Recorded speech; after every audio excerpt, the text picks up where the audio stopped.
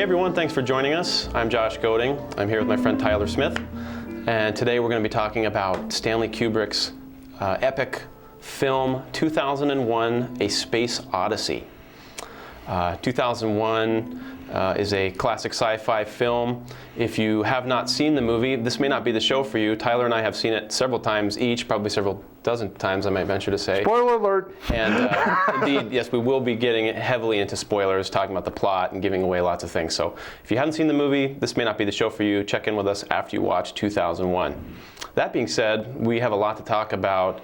It's a fantastic film. I think it's a masterpiece. I think it's, Kubrick, when the purpose he made this movie was he wanted to make the best science fiction movie of all time.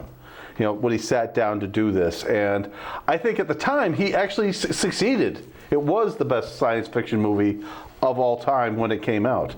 I think Blade Runner was the one movie that topped it. But I mean, that was 1982. You think it still stands alone in the field of science fiction? Oh yeah, it stands, it's watermark. It's one of the very best. It's kind of like Citizen Kane, It raised the bar and other people went to surpass it. It's in my top 10, definitely. And I know, like you said, Kubrick set out to make a great science fiction film. He looked for collaborators that were giants in the field of science and science fiction. Arthur C. Clarke and Douglas Trumbull, too. And they consulted with Carl Sagan and other people like that. Yeah. And they set out to make a movie that changed a lot during its production, and especially post-production. I read stories about how it became more and more non-verbal as time went on, but we can get into and non-linear, too. If you're not on this movie's wavelength, you are going to be bored to tears. This could be the most boring movie of all time. Oh, yeah. Well, a lot of people have called it boring and incomprehensible. I saw this YouTube video where this young kid went on for like 20 minutes about why he hates Stanley Kubrick and 2001 Space Odyssey. But the bottom line was, you have a 10-second attention span. For you, this movie is going to be torture. Yeah. It's really going to be next painful. Explosion. Yeah. Well, the thing is he complained that the docking sequence took 10 minutes. And that's the whole idea of savoring the experience rather than rushing it. And that's one of the things I love about this movie. It does that. And the courage it takes to do that. You give yourself over to the pacing of the movie, I think you can then become completely enamored, caught up, and you really appreciate it. One of the reasons I want to do this show, let me tell you something. Up to that point, the great science fiction films were like Journey to the Moon, King Kong, Invisible Man, Time Machine, Forbidden Planet. But none of these movies, even as respected as they were big box office hits. Weren't these like creature feature kind of monster movies, basically? Most sci-fi movies were movies for $100,000 to make $200,000. Giant bugs that had gone radioactive that grew and attacked everything. Bubblegum movies, junk food, but fun for what they were, but not great art. But this was a movie with real issues, with real story. What was your favorite scene in there, Josh? I've got a lot of favorite scenes, but I think the ones that really stand out are kind of the outer space scenes with the planetary conjunctions, and it's just music. Where they savor that, instead of rushing it. It's like it's a ballet of these spaceships in outer space with the music. I think I saw this movie, I want to say it was 1984. I would have been 10 years old, and I think my dad showed it to me on home Betamax or something. By the time, I thought it was a little slow and strange when the Dawn of Man sequence started with the apes and the monolith. By the time I was done watching it, I felt like the top of my head had been lifted off and something had been implanted in there. Yeah. I left with the sense that not only did I realize how important media, especially films, were to human beings and making us feel something and understand something that's beyond words, but also I was certain that I wanted to have a life in media and become a filmmaker, or at least a film wannabe, which I still am. And this was the movie. This was one of the ones that really transformed me. But think about how groundbreaking this movie is for a moment. Let's talk about that. I mean, the story takes place over 1.5 million years. And we go from the dawn of man, primitive man, to the space age in 1 second. You know, with the scene with the bones thrown up in the air. Famous how daring! match cut. Yeah. How daring, innovative, original, and brilliant is that scene? And you know, most stories take place over a few days, few weeks, few months, few years. You know, this story takes place over 1.5 million years. Yeah. You were telling me earlier that the effects you see in 2001 are exemplary, and they're even maybe better than a lot of stuff. Well, I think they're better than what we're seeing now.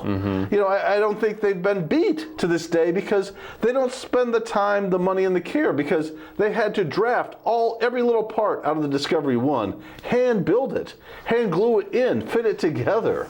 You know, you don't see that anymore. You know, when they did Alien, the Nostromo was kit bashed, actually. Now understand, it still took them like... Explain what that means. Okay, kit bashing is when you take model kits like of aircraft carriers, battleships, race cars, whatever, tanks, airplanes, and you take the little pieces, you cut them up, and you glue them to the outside of the spaceship to give it its texture. Right. Now, that saved them a lot of money. This was first developed by Douglas Trumbull, who did the special effects for 2001 and Silent Running, which he directed. But they did it because they didn't have the budget for 2001. This was a science fiction B movie.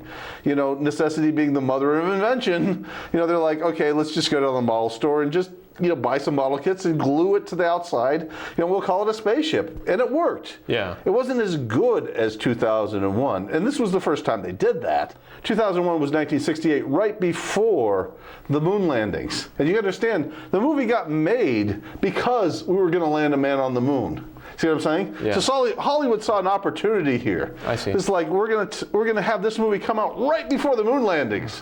You know, when people are all excited about it. It's hot. It's a hot topic, and they hope to ride in with the moon landings to make a ton of money. And financially they failed, but artistically the movie was a huge success.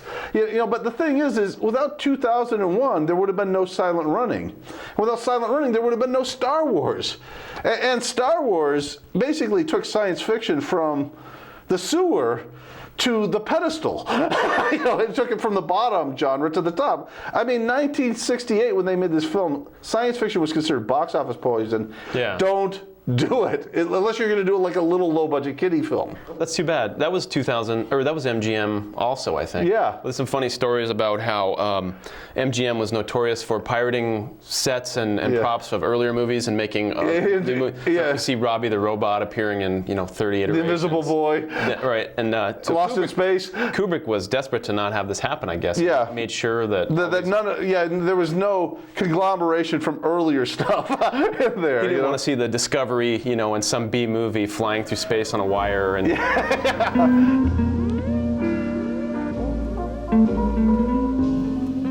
And they spent $168 million on this film. And, when you spend that much money, you spend at least as much advertising distributing it. So they were like, no science fiction movie had even made $40 million. So they're dumping in over $300 million into this project. If you count advertising and distribution on top of that, which doubles the price tag.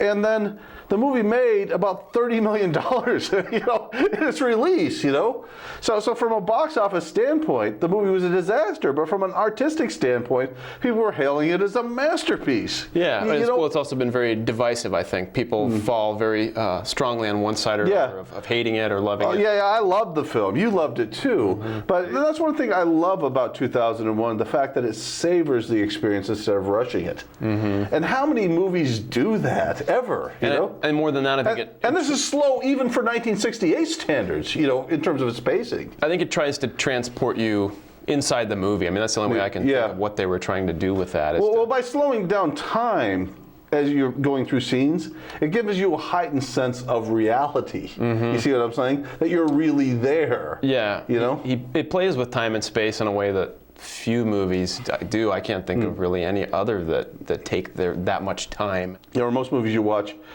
you enjoy them in the moment, and then it washes from your consciousness minutes after walking out of the theater. Yeah. This one stays with you for your lifetime. Yeah, it does. I mean, how many films can you say about that has that level of impact on a person? It's something that I try to go back and watch every couple of years, and every time I watch it, I find that I'm a different person, so I'm seeing it differently a little bit, and understanding more. But also the mystery is ever present. Well, the thing was when I saw the movie, I had my own interpretation. And other people had their own interpretations. Then we had a discussion about why we thought this and why we thought that. But it was intended to present you with information, and then you come up with your own conclusion. So I went out, I read the book, so I could get answers that the movie didn't give me. And the thing was I was just shocked at how off my interpretation was. I see. From what was in the book. I thought the monoliths represented gods. I didn't realize they represented space aliens. I completely missed that. Because you don't see any space aliens in the film. Some you people just see the monoliths. interpret it as like Bowman defeating Hal is an allegory for how human beings have to shed the military-industrial complex in order to achieve enlightenment or something like that. Yeah, you know, that's an interesting interpretation. But the thing is that's what's the brilliant thing about the movie, is that because it's an ink blot, your description of the movie isn't about what the movie's about. You discover who you are about. Yeah, that's the genius of it. You're invited to participate in this movie as a co-creator of the meaning, I think. Yeah, absolutely, and that's why I was so sucked into it. That's why it stayed with me for so long. Critics have accused it of being a little bit sterile, kind of a cold vision, and the human beings in it, possibly by the intent of the creators of the film, act sort of more robotic than Hal even, and the dialogue is sort of dry. Yeah. Cold you know, it's interesting because Hal, who shows very little emotion, shows more emotion than the astronauts. That's right. But the thing is I was actually a NASA brat. I lived on Cocoa Beach. I watched the Apollo missions from my backyard fly up to the moon. Now, I know firsthand, I talked with the astronauts. I knew their kids. I hung out with their kids. I was friends with their kids. I knew the people in the space program. Okay. And the way David Bowman acts and talks and behaves is 100% accurate for that time of what these guys were like.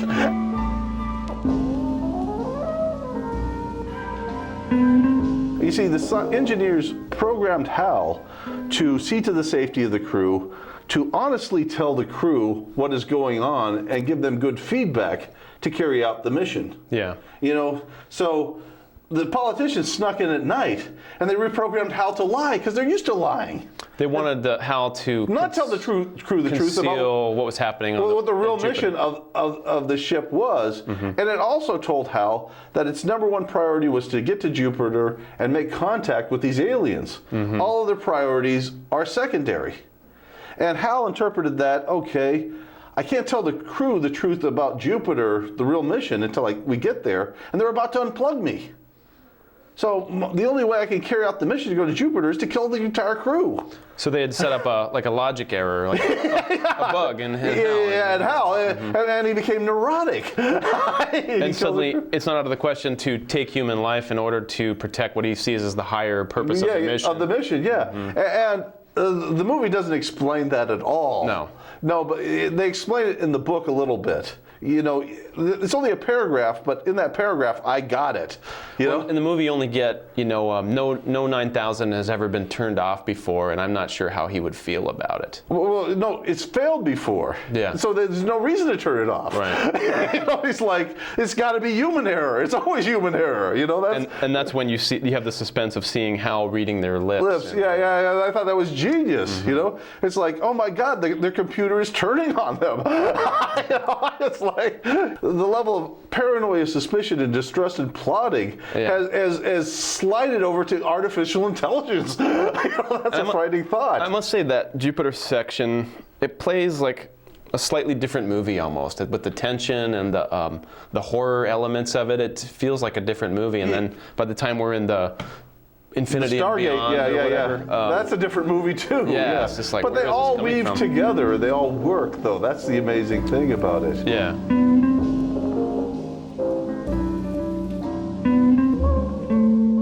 The movie was actually based on an Arthur C. Clarke short story, where the astronauts go to the moon. They find a radio on the moon that's buried under the moon. They dig it up. They break it down, and then they stop sending the signal back to its original planet. And that was the inspiration for 2001: A Space Odyssey. Right.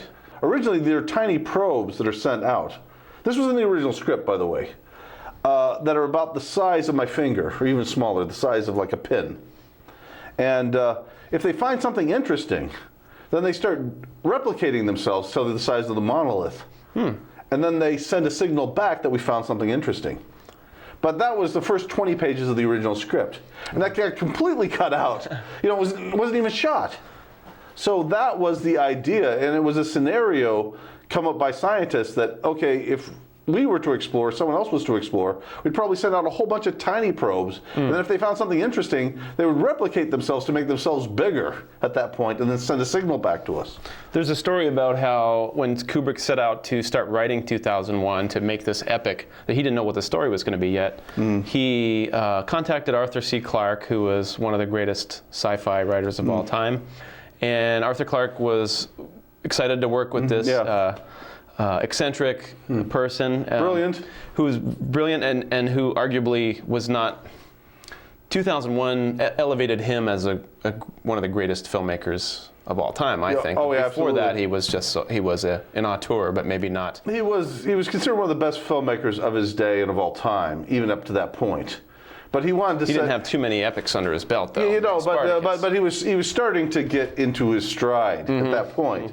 Arthur Clarke was writing his novel of the movie at the same time, roughly, that the 2001 was being made. And it changed a little bit as Clarke was seeing rushes from the daily production and stuff. And at some point, the plot diverges a little bit between 2001, The Space Odyssey, the movie, and the 2001, the book. I also have read the book. And it has a lot more answers. There's a lot less mystery about the nature of the monolith. And well, one thing that amazed me about the book was it gets into a lot of stuff that isn't even in the movie at all. Like about as they're passing by the planets and they're sending probes down to find, to discover things about these planets as they're passing by them. That's completely and you out of the movie, Sort of the problem of having all the answers is you think, oh, that's what it is? Well, that's helpful, but now it's limited my... It's not as exciting as when I didn't understand it, Now it's this and it's not all of this. Yeah. So in the movie, the mystery is much wider and it's very nonverbal, and you really don't get anyone telling you, certainly not any characters telling you this is what's going on. But I guess those guys, Clarke and Kubrick, they consulted Carl Sagan, the astrophysicist at the time. Let's not have any illusions. The amount of talent that went into this movie was gigantic. Well, they asked Sagan what he thought alien life might be like, because Kubrick wanted to depict, he thought he might do some alien masks and these, beings. And so Sagan said, I think that the interstellar race, or a race that's capable of interstellar travel, very likely may not even have biological bodies anymore. Yeah. They may have had to give them up. Because that's what I saw. That's what I read into it. You see what I'm saying? As I was watching the film, they were like beings that didn't have bodies, but were like a pure consciousness. They'd gone to the next evolutionary level. And when David Bowman dies and then was being reborn as the Star Child, he's joining them as like being a pure consciousness. He's gone to the next evolutionary level up from that. That was how I read it. So you sort of have these non-physical shepherds of evolution in the galaxy that are helping these child races get to the next step. Get to the next level, yeah. Which is, their destiny perhaps to leave, or it's our destiny perhaps to evolve so much that we leave our bodies and we go into space as these spirits, and then, the monolith becomes our tool or something. But it becomes our Stargate,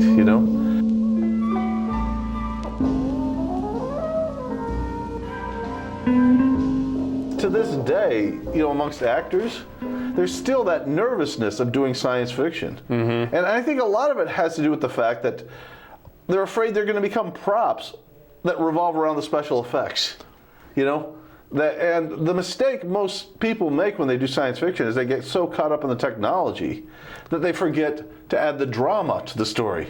Kubrick did that in 2001. Now, he did it in a very unique and original way, because it's the arc of humanity over 1.5 million years. Yeah. But he did it. 2001 was about the void of space. It was about the loneliness and isolation of space. And how tiny we really are, and how insignificant we are on this tiny little planet rolling around the solar system. And what a huge step this is for us to get even to this point. He's dealing with these universal themes, which is probably good. You've probably heard the stories about sort of the Cold War subplots that have been cut out from the original versions of the film. Yeah, it was in there a little bit where the Russians are on the moon with us, and there's a little tension there, you know. And then the match cut from the bone going up in the air to these satellites. It's actually a nuclear weapon. It's a weapon of war. These suborbital nuclear launching platforms. Yeah. So the United States and Russia at the time have their own. About ready to blow each other up, or there's some sort of stalemate anyway. Yeah. And at the end, you have the Star Child. This is in the book, I think. Yeah. The Star Child goes and blows up these satellites and saves the Earth from nuclear war. Now, you don't get any of that in the movie because, one, Kubrick wanted to distance himself from Dr. Strangelove and anything about nuclear bombs. So, He didn't want the associations made.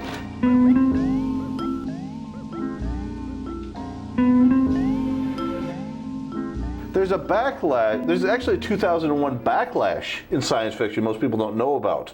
And that is, even in the industry, even amongst science fiction writers, okay, it worked in 2001, the ballet where we savor the experience of the spaceships floating around and we put it to classical music. Right. But even the best and brightest of that say, okay, that's good, but we can't do that anymore. We just can't do it. And the reason we can't do it is because we could do it when we landed a man on the moon. It was appropriate for that time. But it's not appropriate now. Space travel is just too common now.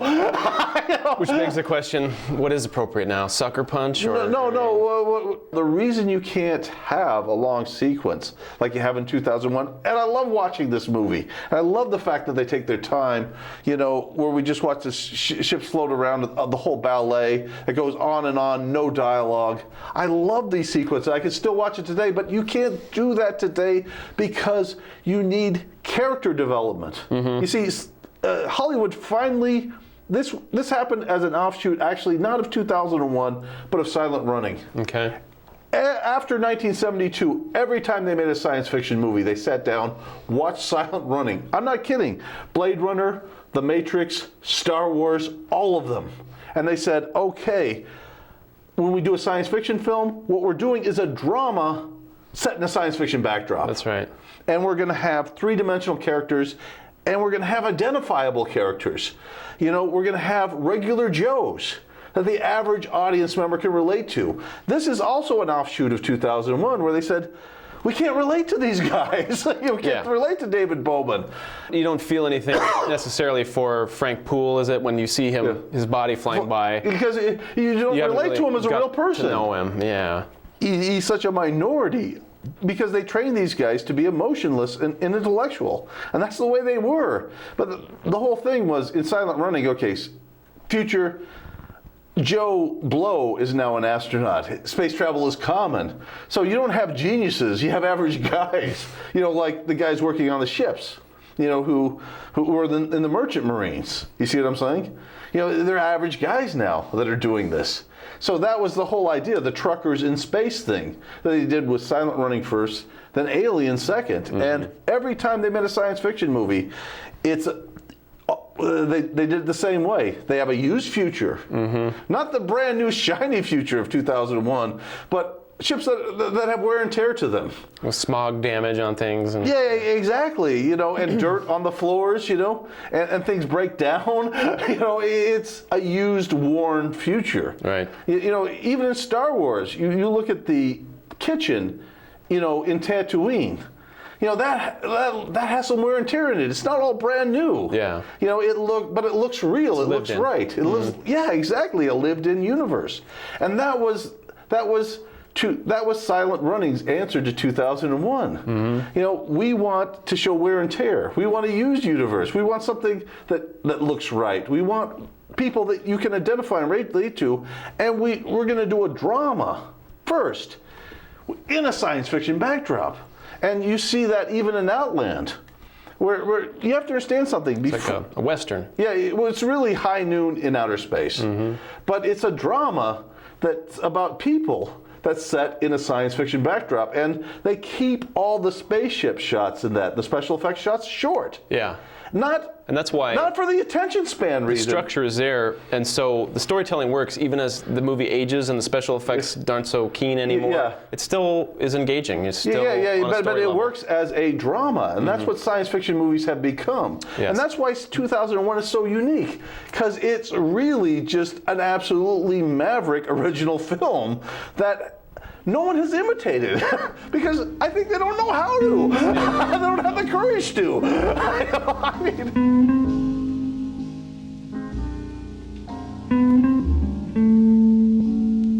2001, Space Odyssey has been praised for some of its scientific accuracies in the depiction of like the physics of space, what it's like to be in space, the experience of space. What do you think about that? Well, yeah, that is absolutely correct. There's that scene with David Bowman goes into the escape pod to get back into the ship when he's fighting Hal.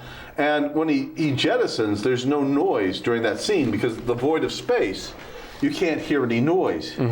It's not until he gets to the lever, pulls it down, and closes the door, and air fills up in the room, do you actually hear noise in that sequence. And yes, that is 100% scientifically accurate. But it's interesting because most filmmakers who do science fiction, they don't care about that. Right. You know, it's like what George Lucas said. It's not dramatic to have it silent. Yeah. George Lucas says, I have explosions in space. I know there's a void in space. I know you can't hear explosions. But it's dramatic, and it sells tickets. So this is a business. Pew, pew. Bottom line, you know? And, you know, it's interesting because in Silent Running, they did that. They knew that. And they had explosions in outer space that had noise with the explosion. They did that intentionally. Yeah. But they said, once we do that, we have to be consistent in it. You know, you can't have a noise one moment with that and not with another. I see. You know, so it's like if you make a rule like that where you're breaking the rule, you have to be consistent in the rule that you break. It was also one of the first movies, space movies, to ever have actors on wires to depict weightlessness. Yes, it was. And then also the centrifuge that you mentioned. like the Ferris wheel that was the spaceship where they're intended to create artificial gravity inside the Discovery the One. Ship, equivalent to the moon's gravity is what the research said, so that they wouldn't just be floating around in the control room. There'd be a little bit of gravity holding them down. Yeah, but the thing is if you have a spaceship and you have a part of it spinning like that inside the spaceship, that would create artificial gravity, at least a little bit, so you could walk around in there. So that was scientifically accurate. Yeah. You know? The movie also had some scientific inaccuracies. People have commented about or complained about certain conjunctions of planets and moons that would never actually happen. Well, the thing is some also dramatic liberties that were taken. they didn't show the engines firing on the Discovery 1 because they didn't have the technology to do that back then. They just have it floating without the engines firing. And apparently little things like the way dust on the moon works wouldn't be that way. There's no air atmosphere, or the way the sunlight hits the ships and then diffuses over the side, it wouldn't quite be that way. Go that way, but it's way more accurate than most other science fiction movies. Yeah. And Kubrick did make a genuine effort to research that and try to make it basically at least accurate. You see what I mean? And then that's something we don't see anymore, you know? And when you see it, it feels real, and the lack of sound, I think, is enough of a shock to make you sit up and kind of pay closer attention. Yeah. Where are they going with this? Yeah.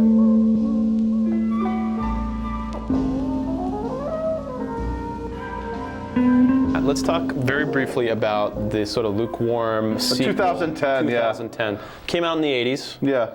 I don't recall the director. I recall John Lithgow and Roy Scheider being in it. Yeah. That's about all I remember. I remember there being a lot of answers. I know it's directly off the book 2010 by a Clark. Yeah, this was really kind of a bubblegum movie, really. It didn't take place over 1.5 million years like the original. This takes place like over about a year. This is very much sort of a dated Cold War plot. Yeah, a Cold War plot. And the ending was almost David Lynch-like in its silliness, you know? One person called it warmed over Gandhi. The ending to this. Where the aliens tell us, live together, live in peace. Hey, why don't you guys just be nice to each other and not kill each other? And they're like, hey, what do we think of that? Sure, let's give each other a hug. Right. And by the way, don't go to Europa. So Jupiter becomes the sun. We figure out what happened to Hal. And all these worlds are given to the people of the Earth to colonize. And it just kind of... There's so many more answers in 2001, and yet it's so much more unsatisfying as a film. Yeah. That's the same problem we were talking about earlier. The movie gave us answers. But they were stupid answers, but they were answers. Whereas Kubrick's like, you look at his movies. No, he gives you the questions. He's not telling you what to think. He's giving you the questions so you can think for yourself. And he does that in Full Metal Jacket. He does that in 2001, Clockwork Orange. It seems to panic a modern audience, that idea of you have to participate in this a little bit. Huh? Yeah. Huh? We're being asked to think. I just want to chew more popcorn while this is spoon-fed to me. So. Yeah. Well, the sequel was just abysmal as far as I'm concerned. It really was terrible. Yeah, it was a real letdown. For what was, arguably one of the greatest movies of all time, the sequel is certainly It was one of the lamest follow-ups of all time, you know. And the thing was the special effects in there. The kindest thing I could say about the sequel is that they at least explained why Hal went nuts. That's the kindest thing I could say about the sequel. The second kindest thing I could say about the sequel is they were actually able to get the engines of the Discovery 1 to fire using, computer-generated images. They figured it out finally, That's sort of like an inside joke between filmmakers, right? I mean, to have that be in the movie. Yeah. They finally fired the engines of the Discovery 1, To the sci-fi geeks like myself who read Starlog magazine, it's like we're the only ones who get this. The average filmmaker, it's like, huh? It's nothing to them. They don't even get it, And so then by picking up the Cold War threads that are just hinted at in 2001, the movie, it immediately becomes dated. The main theme. And it dates itself with the fall of the Berlin Wall or which whatever. Comes shortly after that, It's suddenly no longer relevant, and it feels a lot farther away from. The actual 2010 feels a lot farther away from the movie than the 2001 of the movie did. Well, the thing is also about the Russians in there. The Russians were caricatures of Russians. I've talked with people who are Russians, who I've known in Fairfield. And they're far more interesting. Yeah. They're far more flushed out as real people than the characters in this. They were caricatures. They were just like vodka swilling Cossacks or something. Yeah. They weren't even that interesting. It was really too bad.